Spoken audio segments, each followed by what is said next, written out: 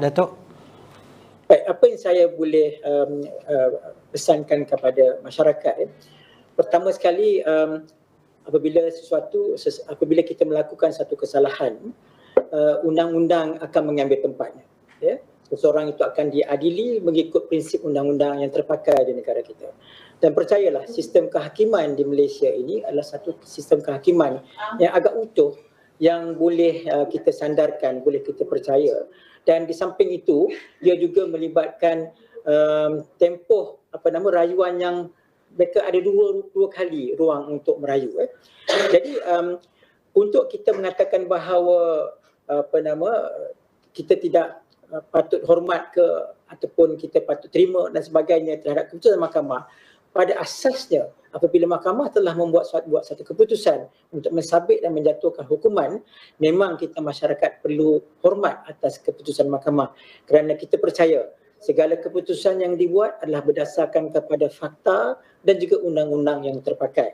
Dan satu perkara lagi yang mungkin saya lupa nak maklumkan, dalam kes ini dia ada 3 pertuduhan. Hukuman setiap satu pertuduhan adalah sebanyak 10 tahun penjara.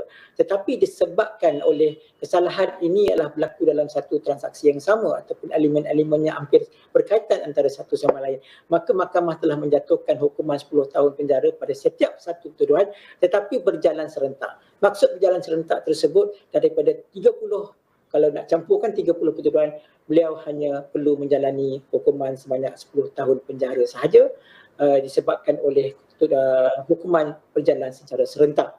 Dan kalau sekiranya hukuman ini kekal pada hingga akhirnya, seperti mana yang kita sedia maklum bahawa seseorang itu layak untuk mendapat 1/3 remission ataupun pengurangan apabila seseorang itu telah berkelakuan baik di penjara dan boleh mendapat pengurangan sebanyak 1/3 kepada tempoh jumlah hukuman yang telah dikenakan.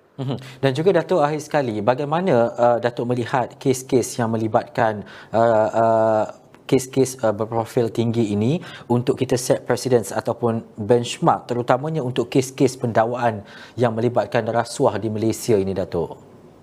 Seperti mana yang kita sedia maklum, rasuah adalah satu penyakit masyarakat yang amat berbahaya, ya. Dan rasuah boleh merosakkan negara. Rasuah juga boleh menyebabkan ketidakstabilan di dalam pemerintahan kerajaan, ya.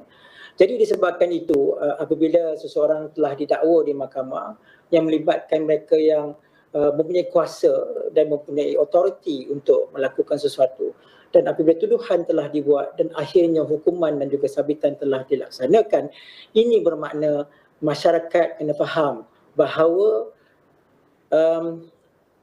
jalan kita, andai kata kita mengambil pendekatan untuk melakukan satu perbuatan rasuah ini, lambat laun ianya akan dibawa ke muka pengadilan juga. Sebab bagi saya, crime does not pay. So kita sepatutnya, masyarakat terutama yang memegang tampuk pemerintahan, mereka yang memegang kuasa, seharusnya lebih berhati-hati, seharusnya memimpin negara ataupun memastikan bahawa gejala rasuah ini tidak diamalkan dan jangan sekali-kali ianya dijadikan sebagai satu budaya di dalam pemerintahan ataupun pentadbiran negara.